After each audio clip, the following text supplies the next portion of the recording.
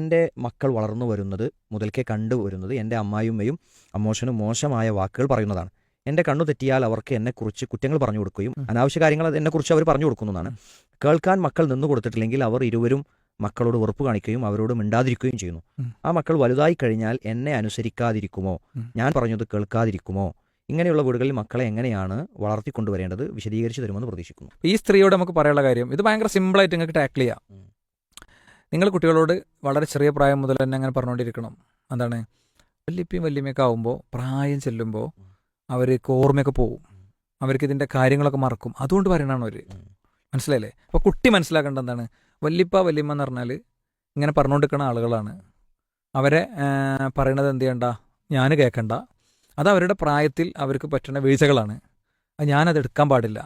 അങ്ങനത്തെ ഒരു മുൻബോധം, ഒരു പ്രീ മൈൻഡ് ഈ കുട്ടികൾക്ക് ഉണ്ടാക്കിയിട്ട് കൊടുത്തു കഴിഞ്ഞാൽ പിന്നെ അതിമങ്ങനെ വന്നാണ്ട് റബ്ബർ ബന്ധുവിൽ അങ്ങനെ തിരിച്ചു പോകുകയേ ചെയ്യുള്ളൂ. എന്ത് ചെയ്യൂല, കുട്ടികളുടെ ഉള്ളിലേക്കും കയറൂല. ഇപ്പോൾ മുമ്പൊരിക്കൽ നമ്മളൊരു സജഷൻ പറഞ്ഞത്, ഈ ഇവരിങ്ങനെ ഭയങ്കര മോശം വാക്ക് പറയുന്നറിന്. അപ്പോൾ ചെറിയ കുട്ടികളല്ലേ, അപ്പോൾ ഇങ്ങനെ ചെവി പറ്റിയിട്ട് അയ്യയ്യയ്യയ്യേ എന്ന് പറയാൻ പറഞ്ഞേ കുട്ടികളോട്. അപ്പോൾ കുട്ടികളത് പറഞ്ഞു തുടങ്ങുമ്പോൾ തന്നെ അയ്യയ്യയ്യേ എന്ന് പറയാൻ തുടങ്ങും. അപ്പോൾ അവർക്ക് ദേഷ്യം വരും, അപ്പോൾ ഈ വിഷയം മാറ്റും. അപ്പോൾ അവർ ഓടിക്കുമ്പോൾ മണ്ടാൻ പറഞ്ഞു നമ്മൾ. മനസ്സിലായില്ലേ? എന്നിട്ട് പിന്നെ ചെന്നിട്ട് കെട്ടിപ്പിടിച്ച് ഉമ്മ കൊടുക്കും. കെട്ടിപ്പിടിച്ച് ഉമ്മ കൊടുക്കും. പിന്നെ അവരുടെ കുറച്ച് ഇഷ്ട ഏരിയ ഉണ്ട്. ഏത് പ്രായം ചെന്ന ആളുകൾക്കും കുറച്ച് ഇഷ്ട ഏരിയ ഉണ്ടാകും പറയാനുള്ളത്. അവരുടെ കുട്ടിക്കാലം, അവരുടെ വിദ്യാഭ്യാസം, അവരുടെ ഫൈറ്റുകൾ, അവരുടെ അധ്വാനങ്ങൾ, അത് പോയിട്ട് അങ്ങനെ ചോദിക്കും. എന്നിട്ട് ഉപ്പ ഗൾഫിലായപ്പോൾ അങ്ങനെ ഉണ്ടല്ലോ കുട്ടികൾ ആ സ്റ്റൈലിൽ. ഇത് ഒരു ഭയങ്കര ഒരു പ്രശ്നമായിട്ട് വന്നപ്പോൾ ഭയങ്കരമായിട്ടുള്ള ഫേസ് ടു ഫേസ് സിറ്റിങ്ങിൽ കൊടുത്തൊരു ഐഡിയ ആയിരുന്നു. അപ്പോൾ അത് ഭയങ്കര ക്ലിക്കായി എന്നാണ്. അപ്പോൾ എന്ത് ചെയ്തു, ഇവരിത് വേണ്ടാത്ത വർത്തമാനങ്ങൾ പറഞ്ഞു തുടങ്ങുമ്പോൾ തന്നെ കുട്ടികൾ എന്ത് ചെയ്യും, ചെവിയിൽ വിരൽ വെച്ചിട്ട് അയ്യേത് പറയും. അപ്പോൾ അവർ ഓടിക്കും. അപ്പോൾ അവർ ഓടും. കുറച്ച് കഴിഞ്ഞിട്ട് വന്നിട്ട് ഒക്കെ സോപ്പാക്കും. എന്തെങ്കിലുമൊക്കെ അത്യാവശ്യം അവിടെ കുരുമുളക് അവിടെ ഉണ്ടാവും, അങ്ങനത്തെ ഒക്കെ ഉണ്ടാവും. അതൊക്കെ ഒന്ന് എടുക്കാൻ കൂടി കൊടുക്കും. അപ്പോൾ എന്തായി, ഈ പ്രായത്തിലുള്ള ആളുകൾ അവസാനം കുട്ടികളെ പോലെ ആകുമെന്ന് പറഞ്ഞല്ലോ.